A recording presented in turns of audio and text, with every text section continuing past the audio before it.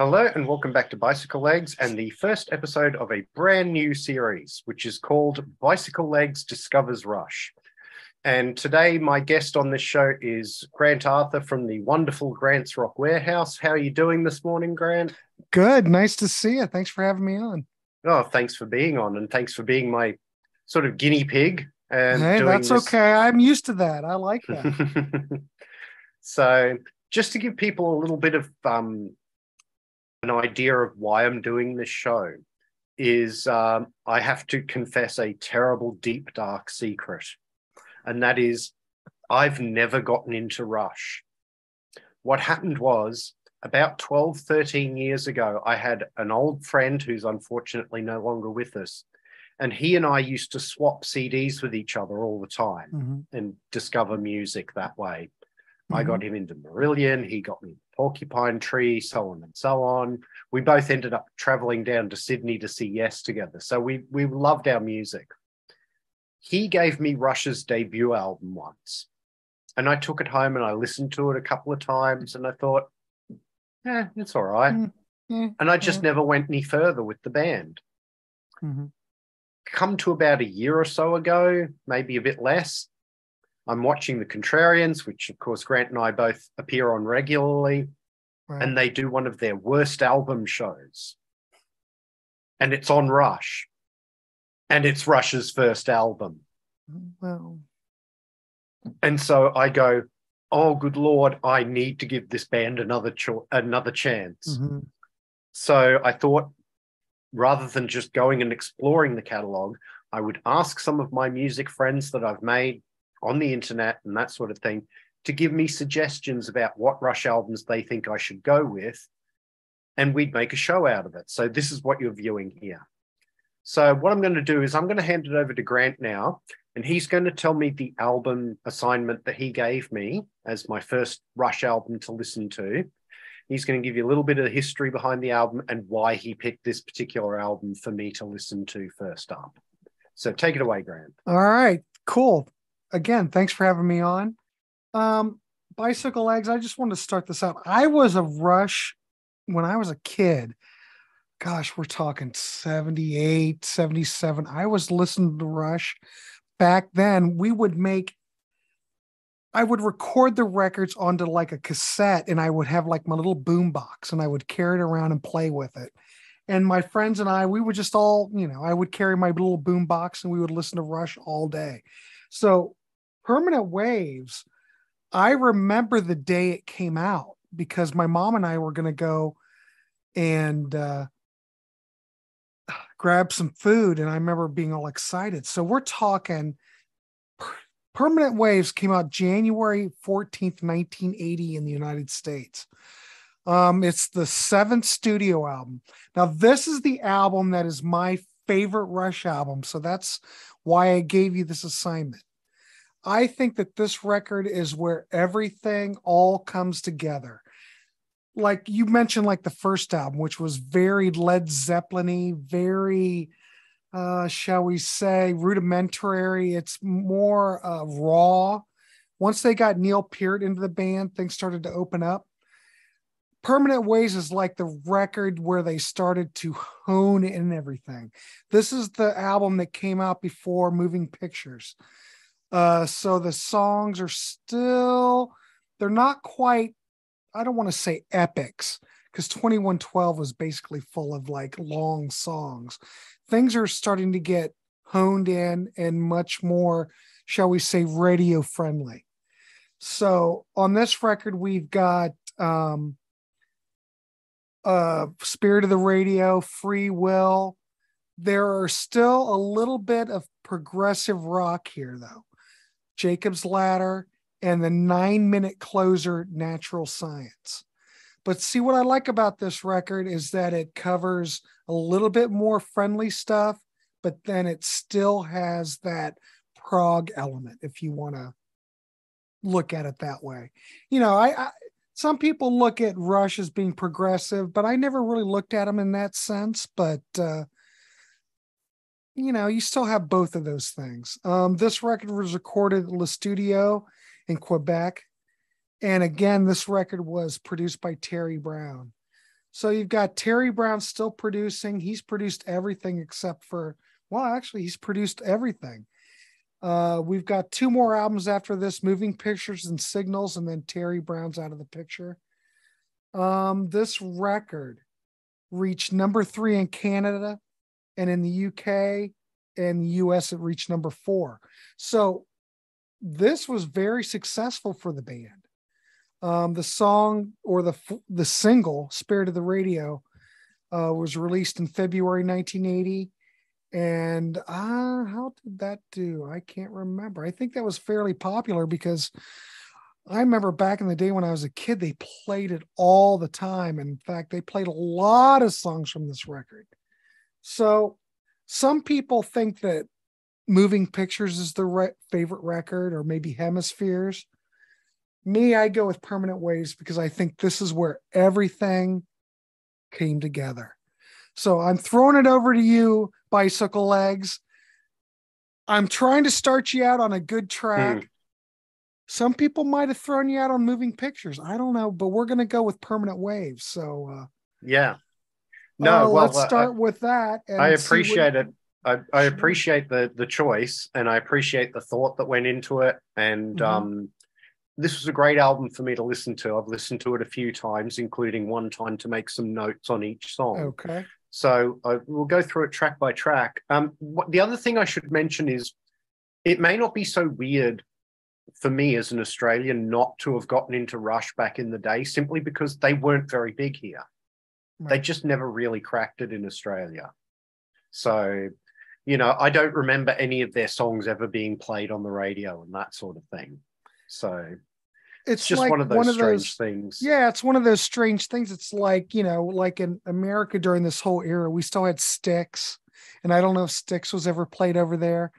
But Journey, which was big in the States, and I know for a fact that it was not big in the UK or anything. Not everything. Well, that's it. Transcends, the only Styx song I remember from when I was a kid was Mr. Roboto. They used to play that a lot. Yeah. But and I wouldn't call that particularly sort of representative of what Styx did as a whole. No. So anyway, let's start off with The Spirit of Radio. And the thing that surprised me about this song is that it actually sounded familiar. I feel like I actually had heard at least parts of this song before. Excellent. So that was a pleasant surprise, because I should say, apart from that first album, when I listened to that, the only song of theirs that I know for a fact that I knew was Tom Sawyer from Moving Pictures. And I know that song because it featured in an episode of Futurama.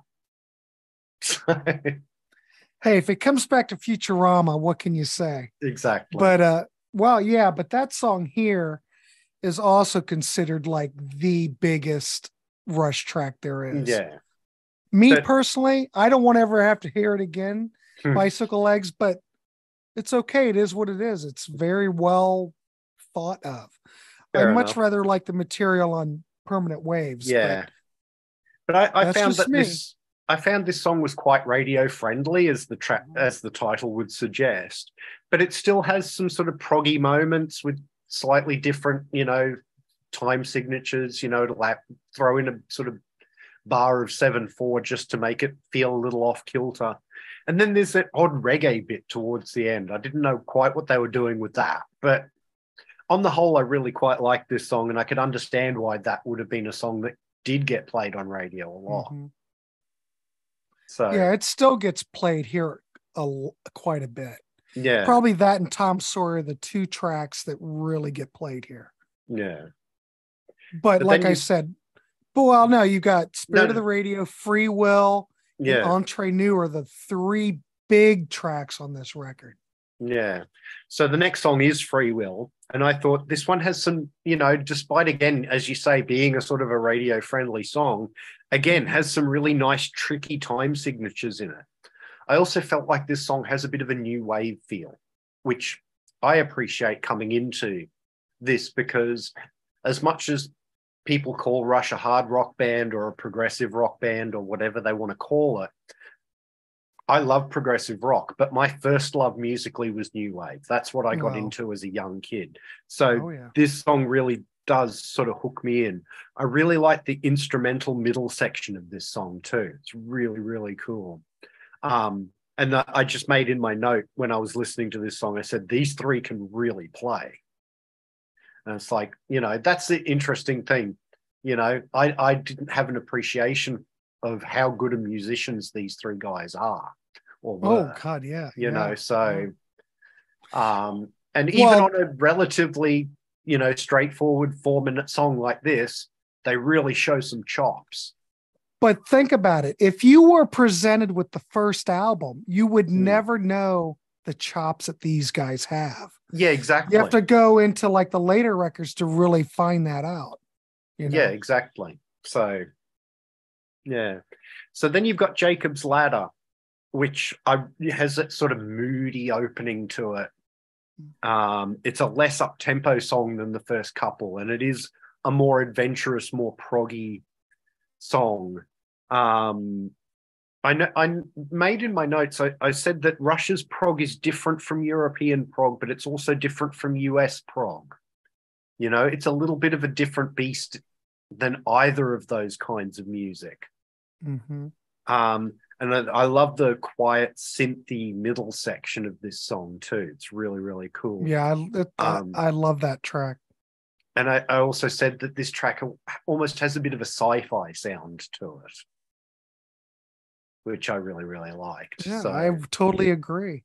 Yeah. You were mentioning that new wave aspect. Yes. Think about this. Back in the day, I know that Neil Peart was very taken by the Police and all that, Stuart Copeland and all that new wave stuff. So I think by the time he got to this record, and definitely on Moving Pictures, you get a lot of that. I'm not saying this sounds new wave, but you can hear those influences on this record. Oh yeah, this is not an out and out new wave record. No, I'm not saying that for a second, but you can definitely hear an influence, and I think that's great for me because it's really sort of hooks me in a little bit. Mm-hmm. Could you imagine Neil Peart and Stuart Copeland playing on stage together at the same time? Yes, I could. It would be incredible. It would be incredible because both of them were just both of them were just absolutely brilliant. Yes. Yeah. Yeah, I got an absolute appreciation. And of course, again, my first experience with Rush being the first album, Neil Peart isn't even on that album. So yeah, there you go. So the next song is Entre Nous. I believe this was a single as well. I don't know if it was a single, but I know it got played a lot here in the States. Yeah. Like those 3 key tracks got played all the time. Yeah. So, I mean, that's saying something because there's only 6 tracks on the record. Exactly. But yeah, it's pretty popular track and it's one of my favorites. Yeah. I said in my notes that this was another song that I felt had a new wave edge to it. I could see this song fitting well on radio, which obviously you're confirming that it does get a lot of radio play. So, and I just made in my notes here the fact that, no Rush got played on the radio in Australia. So I never got exposed to any of this at the time. I said, even though this is a relatively straightforward track, Rush always have to slip in a little quirk or two throughout each song, just to give it a little something that's not quite straight ahead and straightforward. And I like that about this. Then we get into Different Strings. And I love that track too. The first thing I said when this song came on was, I was waiting for a ballad on this album, because we're sort of 2/3 of the way in. I thought, surely they're going to do a ballad at some stage. Well, you would think, but if you look at it, the only other ballad that I can think of before this was probably on 2112. Oh, okay. But that's okay. I think that the sequencing on this record and all the track, everything just all makes sense here. Yeah. Well, I said it different was string, but it's a beautiful track. It's a Yeah. beautiful track. I said there's some really interesting chord changes in this song, which I really, really like. And I also sort of noted that it was a nice change of pace from everything that had come up to this point. Mm-hmm. So it was, I think, what you're saying about the track sequencing on this album Mm-hmm. is really well done too. Oh my God, yes. So they obviously put a lot of thought into that. Mm-hmm. And then you've got the final track, Natural Science. And I said on this one, this is sort of the prog mini epic on the album, and it's even divided into 3 sections like a prog epic should be. Yeah, tide pools, hyperspace, and permanent waves. Yeah. So it starts off really, really quiet, and then I love the riffs and the sound effects in the second section. That's really, really cool. This is a comment I made on this song, but it sort of applies to the whole album. And it's about Alex Lifeson.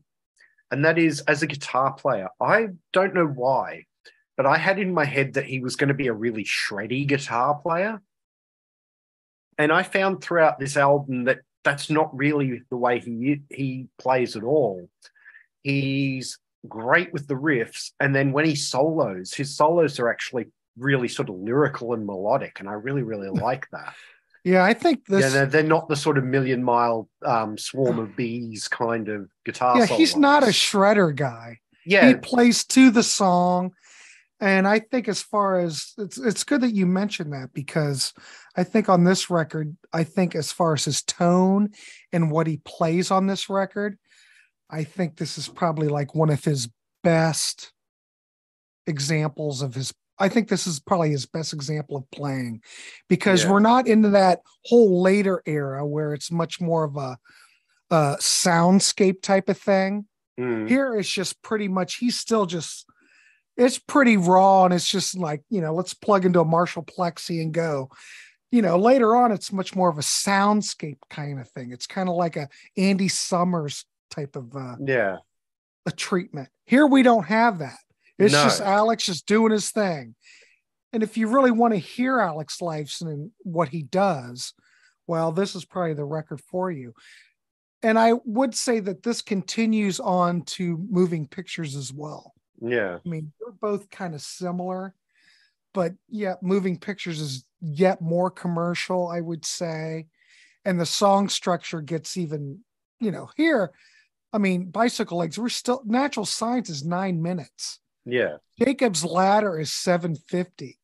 Free Will is 523. So we still have songs that are fairly long, where Moving Pictures, everything's really condensed down. So, but that's kind of on a tangent, but his playing on this, I think it's absolutely stellar. Yeah, I really, really like it. But as I said, I just had this idea in my head that he was going to be some sort of massive shredder. And I was so glad to hear that he was, as I say, a much more lyrical soloist, because that's the kind of guitar soloing I really, really like. So, and then I just mentioned that the third section is really cool too, with ending with the sort of weather sound effects and that sort of thing that it does. But yeah, just going through this album, I don't know. Obviously, this is I haven't heard the whole Rush catalog yet, right? But I would struggle to find a better album for you to have given me to introduce me to this band, because I really, really enjoyed it. Well, good, awesome. If I'd been given this album 12 years ago instead of the debut album, I would probably already be a mad keen Rush fan. So. But then this show wouldn't exist. So swings and roundabouts, I suppose. Right. Yeah. This album, I think, has enough prog influences, so to speak, but then it's got a lot of what came later.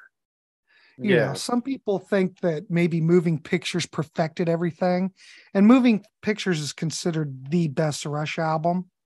Maybe it is. But I think as far as all the Rush albums go, for me, this is my favorite. Yeah. I don't know. I mean, you can't go wrong with either Permanent Waves or Moving Pictures. Like Todd, our good friend Todd Evans, he loves the album with Big Money on there. Oh crap! Now I just lost my train of thought. Is it Power Windows? Power Windows. Thank you. He loves that record. Yeah. That record, I think, goes way too far in the keyboard territory. Do I like that record? I do like that record, but I like Permanent Waves, where I think it's pretty much balanced out between keyboards, guitar, you know. I mean, there's a happy medium, and I think really Permanent Waves hit it, but for my viewers, we will be hearing more about Power Windows in January when Todd comes on the show. So, well, there you go. That is his favorite. So there you go. So we definitely will be talking about that album in the not too distant future. But yeah, I mean, I'm really looking forward to hearing more of these Rush albums as I continue this series, because this one's really, really whetted my appetite to hear more. Oh, good. So Excellent. Thank you for choosing this album. Thank you for being the opening guest Guinea in this pig? Series. Guinea pig, yes, that too. I'll go with that. That's okay with me. Please tell the folks out there where they can find you. I've got a channel on YouTube called Grant's Rock Warehouse, and I'm doing content all the time. I just recently did a sweet show with Martin Popoff and Reed Little that went totally crazy, because normally I don't get that many viewers. As you know, bicyclelegs, it takes a long time to build up any kind of buzz or any kind of viewership, I guess. Yeah. Subscribers. Well, we did that episode. Oh my God, it's almost up to 6,000 views, which is way bizarre. Yeah. But I picked up a lot of subscribers. I just did an April Wine episode. Well, actually, we recorded a couple of April Wine episodes with a panel with Tim Derling and John Clauser. You know, all these are contrarian people. Yeah. One just aired yesterday, and one's coming up. I'll probably edit it this weekend, and that'll be coming out. Just did a Cheap Jerk episode with Ryan Gavalier. But there's always something. I'm totally booked until December, January. So a lot of great content. So yeah, please check it out. Like, subscribe. Thank you very much for making time to appear on my channel. And to my viewers, if you are not already subscribed to Grant's Rock Warehouse, what are you waiting for? Go and do it right now. There will be a link in the description so that you can go and just click on it and go straight there. Cool. So thank you very much. Hey, thank you. Looking forward to this episode coming out and seeing how people feel about it. Please like, share, and subscribe. It really does help the channel out. If you're new to the channel, please go and have a look at some of my other videos. I've got about a year's worth of content on the channel now, and everything is playlisted. So if you want to go and look at some of my studio albums ranked shows, there's a playlist for those.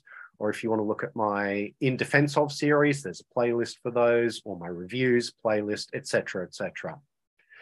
If you want to follow me on social media, I'm at bicyclelegs on Instagram and Twitter, however long Twitter lasts. On Instagram, I'm mostly posting the records I happen to be listening to at the time, as well as posting channel updates. On Twitter, I talk about anything and everything, but I am trying to give that more of a music focus. Thank you very much for watching, and I'll see you in the next one.